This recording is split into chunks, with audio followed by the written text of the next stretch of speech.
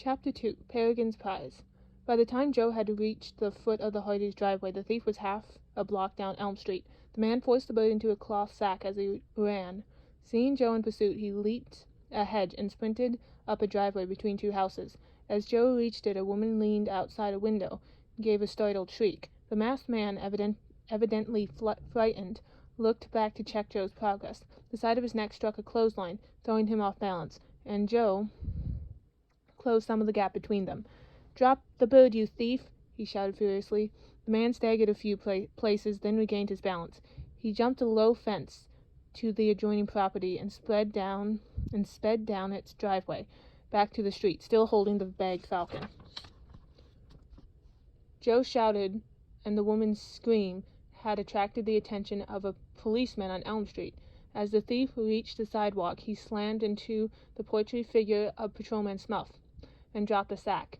"Grab him!" Joe yelled to the officer, but the masked man, recovering himself quickly, sidestepped Smuff. Forgetting the bird, he cut across the street and disappeared into the dense, flower-covered foliage behind the house. Just then Frank swung the convertible alongside the curb. Joe picked up the sack and thrust it in beside his brother. Patrolman Smuff had taken up the chase, and now Joe joined him. They searched the area thoroughly for 2 square blocks, but were unable to find the fugitive or any sign of him. As they retraced the steps to the convertible, Smuff asked, "What was that all about anyway?" "That fella tried to steal our bird." "What kind of bird? A parrot?" "No," replied Joe, "a peregrine falcon, a hawk." "One of those hunting birds. I didn't know they had those around this country." "This one was sent to us. It's valuable." The patrolman nodded. "Valuable, eh? Did you notice anything special about the thief?" "Well," Joe replied, "his face was masked, but this might help. When he grabbed the falcon, I got a good look at his hands. They were deeply tanned, so I guess he spent a lot of time outside, and he was wearing a curved ring with a ruby in it." Patrolman Snuff jotted down the information. When he reached the convertible, he said goodbye to the boys and hurried off. As Joe climbed in the car, Frank gently lifted the falcon from the sack.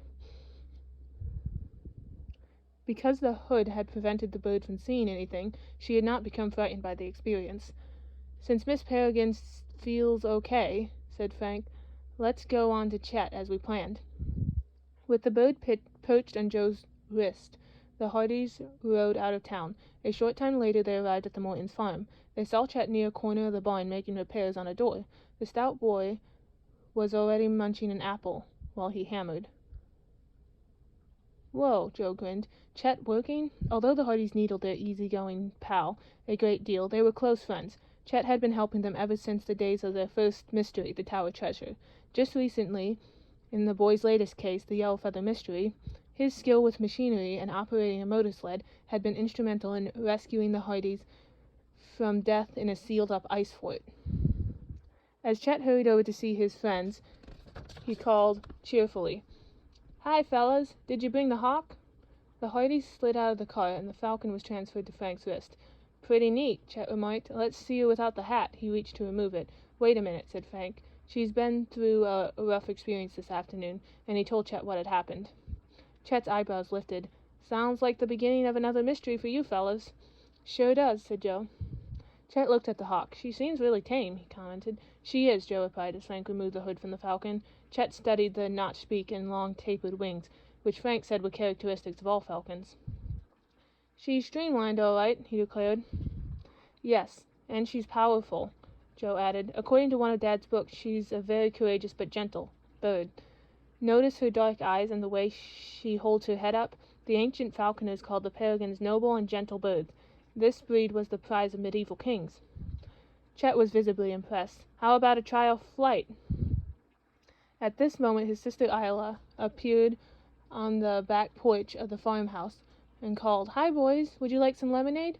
Frank waved and said he would have some later, but Joe immediately hurried towards the house. The slender, pretty girl with dark hair and eyes was his date on many occasions, as well as a capable sleuthing assistant. Meanwhile, as they walked towards the open field, Chet asked Frank to let him fly the falcon. "Better let me try first," said Frank.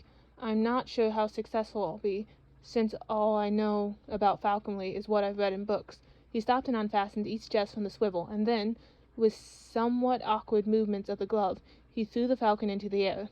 With long, powerful wings beating, the falcon circled rising higher and higher until she was merely a dot above them. "Now what?" Chet asked. "See this?" said Frank, holding out a feathered lure. "What on earth is that?" "According to the book, the falconers wave this lure in the air, and the falcon immediately drops to earth to strike it." "You mean she'll come back to that thing?" Chet asked incredulously. Frank nodded, watching the hawk intensely. "See how she keeps circling us?" he exclaimed. "That's called waiting on. She's maintaining her perch there until I call her back, either by waving the lure or flashing a bird."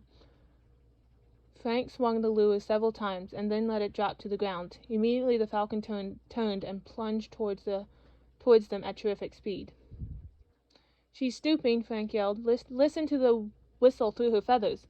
The falcon came within a foot of striking the lure, then swung upwards and mounted almost to her previous height in the sky.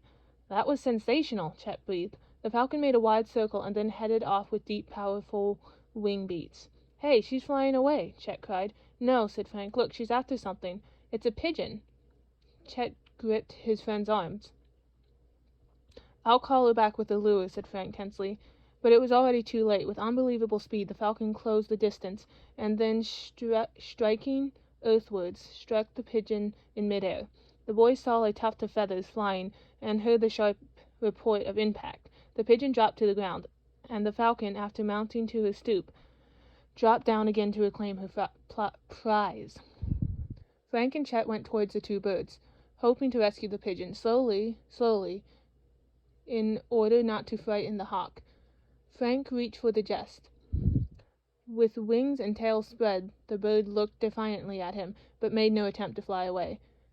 The boy secured the jest and put on the leash. "Too bad," said Frank, "but the pigeon is dead." He stroked the hawk, and then slowly lifted both the pigeon and his falcon. As he did, he saw a small red capsule on one of the pigeon's legs.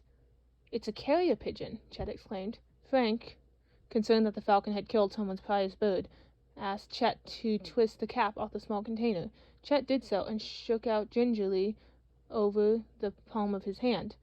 The two boys, amazed, instead of a message, fell out two glittering red stones. "That's strange," Frank remarked. Joe, who had been watching the falcon's performance, joined the boys and Chet. The trio bent over the stones in Chet's hand. Frank asked Joe to check the pigeon's other legs for the identification band. "Nothing here," he reported. Frank rubbed his fingers over the stones, recognizing the oily feeling of them. "I believe these are rubies."